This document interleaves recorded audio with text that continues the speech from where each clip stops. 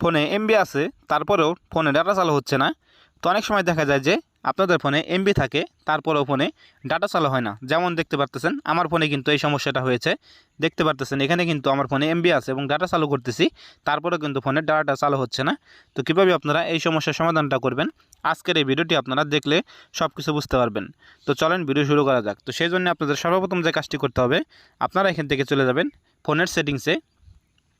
তো আপনারা এখান থেকে ফোনের সেটিংসে চলে যাবেন। ফোনের সেটিংসে চলে আসার পর দেখতে পাচ্ছেন এখানে লেখা আসবে মোবাইল নেটওয়ার্ক। তো আপনারা এখান থেকে মোবাইল নেটওয়ার্কের ক্লিক করে দেবেন।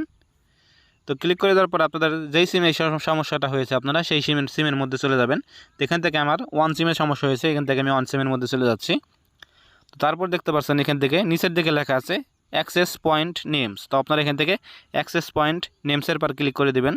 নিচের দিকে লেখা থাকবে, তো কারো উপরের দিকে থাকতে পারে। তো আপনারা এই অপশনটার পর ক্লিক করে দেবেন। ক্লিক করে দেওয়ার পর দেখতে পাচ্ছেন এখানে কিন্তু আপনাদের অ্যাক্সেস পয়েন্ট নেমসের কিন্তু কোনো সেটিংস নেই, মানে কোনো সেটিংস করা নেই। সেই জন্য কিন্তু ফোনের ডাটাটা কিন্তু চালু হচ্ছে না এমবি থাকা সত্ত্বেও।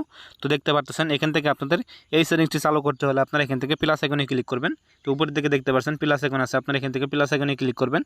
ক্লিক করে দেওয়ার পর দেখতে পাচ্ছেন এখানে লেখা আসবে নেম, নেম, তার নিচে দেখতে পাচ্ছেন এখানে এপিএন লেখা আছে। তো আপনারা এই দুইটা অপশন আপনারা কি লিখবেন আপনাদের আমি বলতেছি। তো আপনারা অনেকেই আমার কাছে প্রশ্ন করেছেন যে ভাইয়া এখানে আমি সব কিছু লিখেছি তারপরে কিন্তু আমার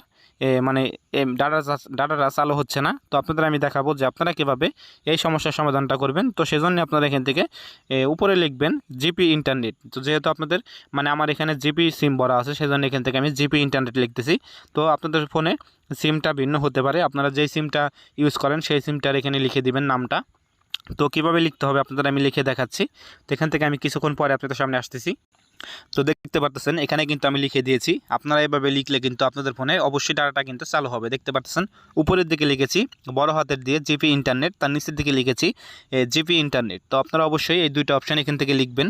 লেখার পর আপনাদের আমি তারপরে দেখাচ্ছি কী কাজ করতে হবে। আপনারা এখান থেকে নিচের দিকে চলে যাবেন, আপনাদের এখানে কোনো কিছু দিতে হবে না। দেখতে পাচ্ছেন এখানে এমসিসি দেওয়া আছে। তো আপনারা এখান থেকে এমসিসির জায়গায় 470 দেওয়া আছে, আপনারা এখান থেকে 470 এটা দিয়ে দিবেন। তারপরে নিচের দিকে দেখতে পাচ্ছেন এখানে এমএনসি জায়গায় দেওয়া আছে 01। তো আপনাদের যেটা দেওয়া থাকবে আপনারা সেটাই এখানে দিয়ে দিবেন। তারপরে নিচের দিকে আপনাদের কোনো কিছু করতে হবে না। আপনারা এখান থেকে দেখতে পাচ্ছেন টিকমার্ক চলে আসবে, আপনারা এখান থেকে টিকমার্কে ক্লিক করে দিলে কিন্তু আপনাদের অবশ্যই ফোনের ডাটাটা কিন্তু চালু হয়ে যাবে। তো এখান থেকে আমি টিকমার্কে ক্লিক করে দিচ্ছি।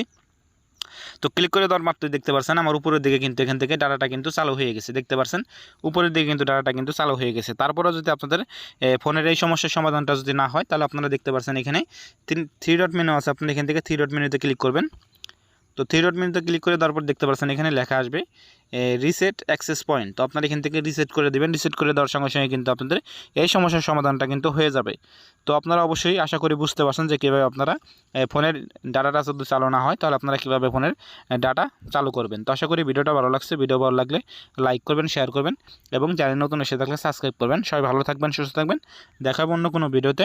আল্লাহ হাফেজ।